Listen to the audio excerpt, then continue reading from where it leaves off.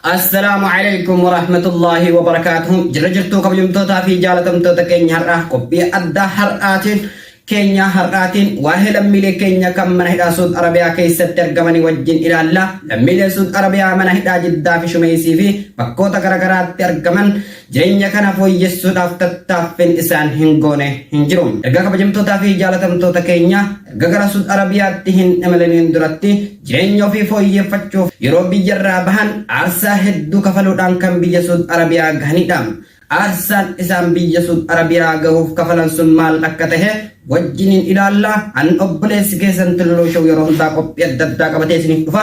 Isin immoo subscribe, like, share gochuudhaan qophii keenya hordofuu ni dandeessu.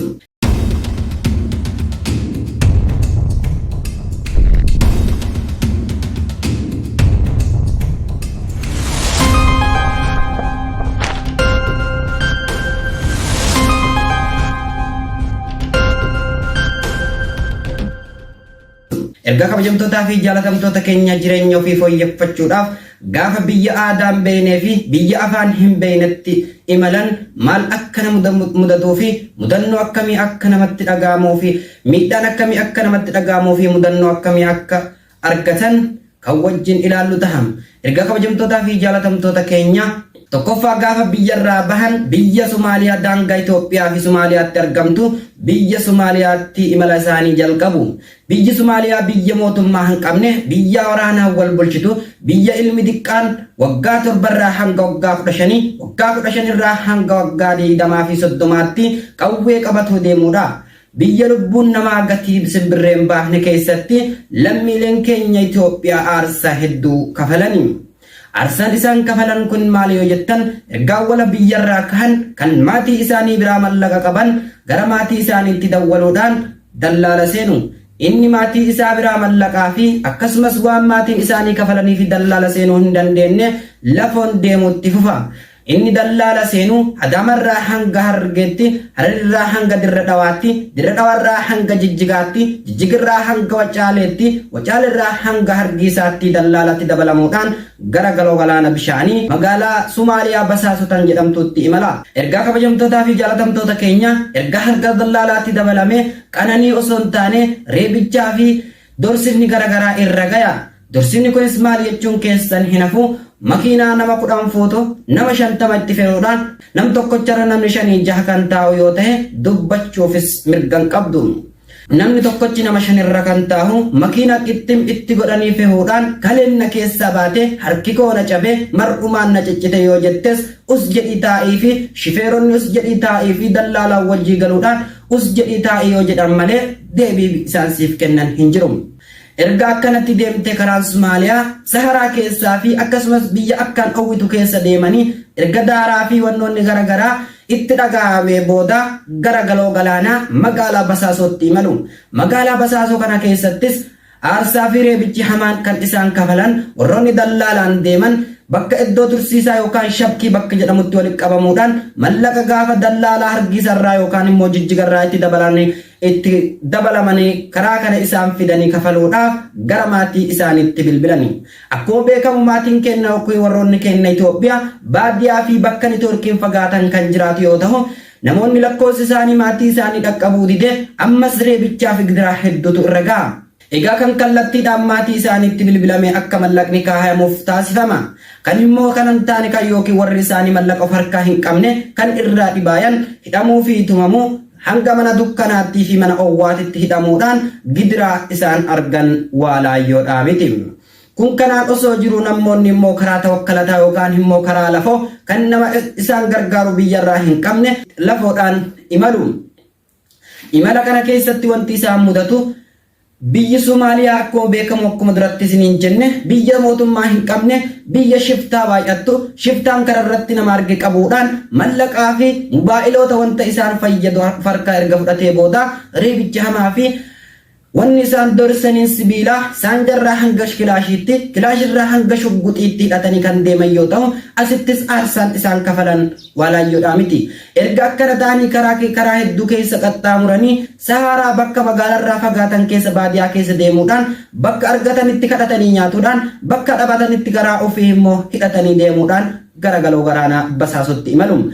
Erga Basaasoo galanii boodas bishaan kana achi bayuudhaaf waan mallaqa isaan gaafatu dalagachuudhaaf gara Somaaliyaa keessa yookaan basaasuma keessa gara Hamaala yookaan kuulii baachuu fi timaatima dubartii fi akkasumas hababa wantoota garagaraa meeshaa garagaraa na fe'utti seenan. Warroonni kana carraa kana dalaguufis carraan argatin gara baadiyyaatti imaluudhaan dalagaa oorruu yookaan mazraa namaa dalaguudhaan waan gara bishaan kanaa imalaniin dalagatanii. Erga waan gara bishaan kanaa imalanii dalagatanii gara bidiruu kanaatti seenanii inni dallaalaan dhufes erga maatii isaatti bilbilatee maatiin isaa mallaqa kaayeef gara biyya lammaffaa biyya aadaa isii hin beeknee fi biyya afaan isii hin beeknetti imaluudhaaf adeemsa jalqabu. Adeemsa kana jalqabuudhaan bidireen takka hanga nama 80 nama 80 irraa hanga nama 120 nama 120 irraa hanga nama 200tti kan feetu yoo ta'u gidiruu kana keessatti yookaan doonii kana keessattis gidiraa hammanan jedhamne arganim. Gidiraan isaan argan maal jechuun keessan hafu gidiruun kun immoo gargaluu dandeessi. Duuda duuba isaatiin namatu jira, fuuldura isaatiinis namatu jira, bitaa fi mirga socho'uu hin danda'u, haala acuuccameen akkatti taa'am. Yoon ati kan sochootu taate immoo shifeerotaa fi warroonni achi gubbaa dalagan asitti bishaan kana keessatti si darbina us jedhii taa'i.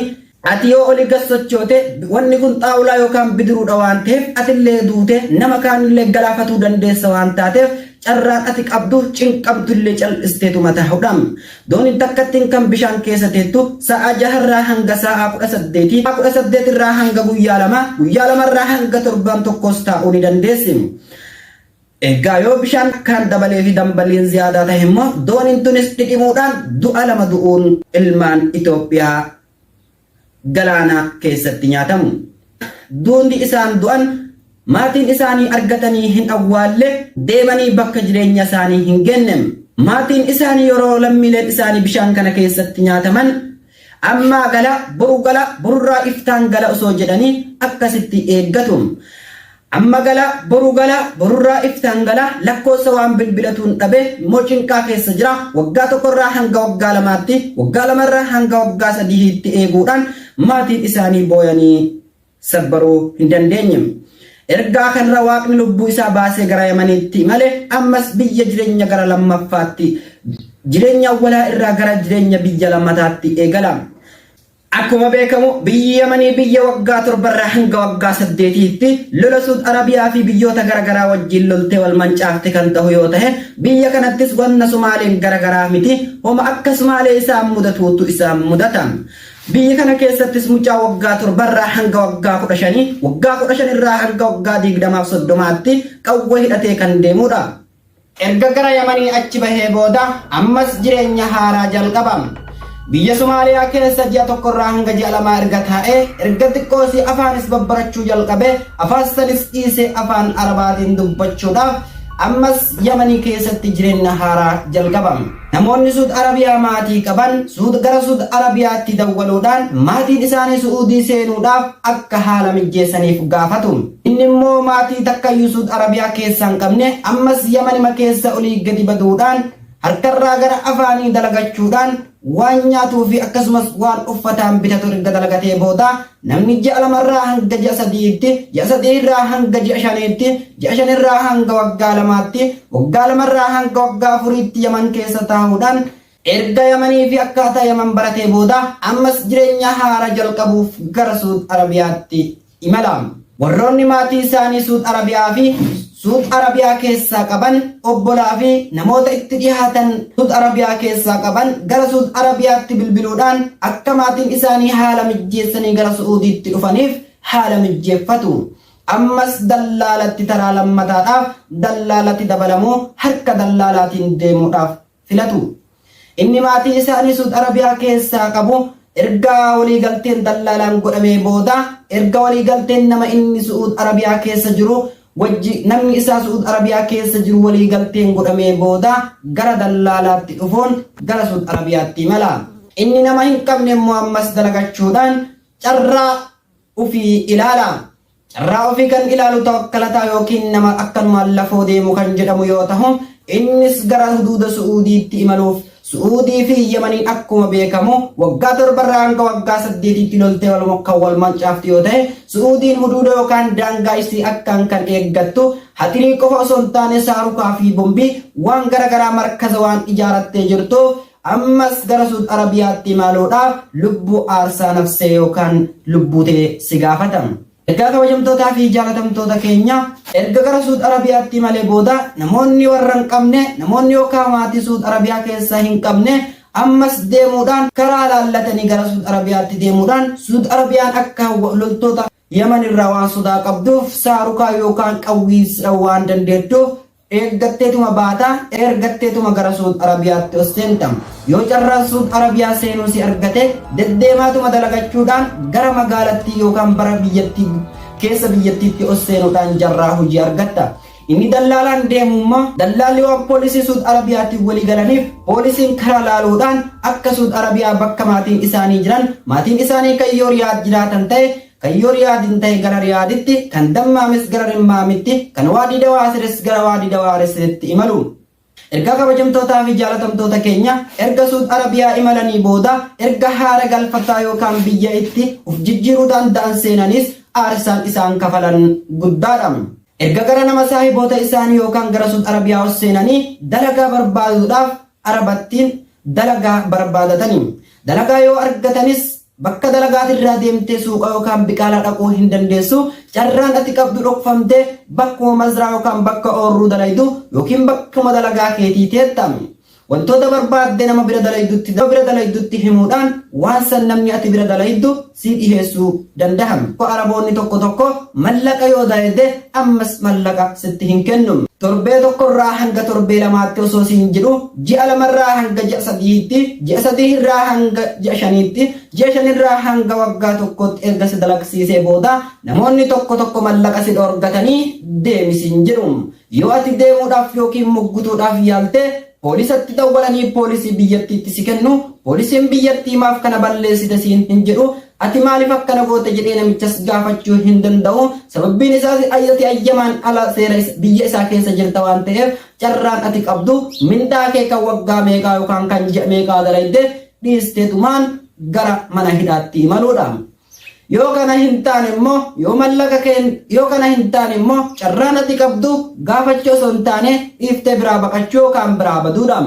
Erga kabajamtootaa fi jaalatamtoota keenya lammiilee Suud Arabiyaa mana hidhaa Suud Arabiyaa keessatti argaman gadadoo hanga nagayu keessa erga qaxxaamuranii erga lubbuu isaanii taraa meeqa dhabanii booda galaana irratti lubbuu isaanii dhabanii waaqni baasee huduuda irratti lubbuu yookaan seensa Su'uudii fi Yamanii jidduutti lubbuu isaanii dhabuudhaan erga rabbi baasee booda gara Su'uuditti erga imalanii booda ammas gadadoo cimaa keessa jiru. Erga haala kanaan qabamte yookaan bakka dalagaa keetitti poolisiin si qabde yookiin si gadi ba'ee oli gaddeemu yoo poolisiin qabamte poolisiin qabeetiin mana hidhaa si geessa. Mana hidhaa kana keessa biyya Arabaa akkuma beekamu ji'a shanii yoo akkaan qorrite ji'a shanii akkaan dhowwituudha. Akkasumas manneen biyya Arabaa keessatti ijaaramu dhagarra waan ijaaramuuf dhagaan kun yoo o'e akka ajaa'ibaatti nama guba. Akkasumas yeroo qabbanas dhagaan kun yoo qabbanaa'e osoo aduun baatillee qabbanni sun dafee keessaa hin bayu. Erga kabajamtootaa fi jaalatamtoota keenya mana hidhaa Suud Arabiyaa kana keessatti kan isaan irra bulanis balaaxaadha, kan isaan itti hirkatanis balaaxaadha. Gurfaa takka keessa yookiin mana tokko keessatti nama hanga 400 nama 400 irraa hanga 500tti 500 irraa hanga 300 200tti kan hidhaman yoo ta'u qaamni uumamni ilma namaa qaamni isaa tokko yoo laafaa ta'e tokko ni jabaata, tokko owwaa yoo ta'e tokko immoo ni qabbanaaya. Kana keessatti walitti maxxananii tokko yoo uumaman fayyaa ta'e tokko dhibee qabaachuu danda'a. Dhibee daddarbaa fi dhibee asmii wantoota garagaraatiif saaxilamanii rakkoo keessatti argamu.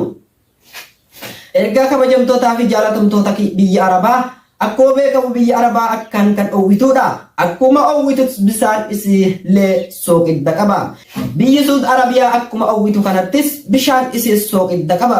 Bishaan isii marti kan isin lafa jalaa baaftu dhugaatiif hin mijaa'u. Bishaan isin lafa jalaa baaftu parsantii 95.5 kan sooqidda qabu yoo ta'u mana hidhaa Suud Arabiyaa kana keessatti bishaan biyya Arabaa waan sooqidda qabuudhaaf bishaan qulqulluu kan qaama dhiqatanii fi akkasumas kan dhuganiif argachuuf carraa hin qabani.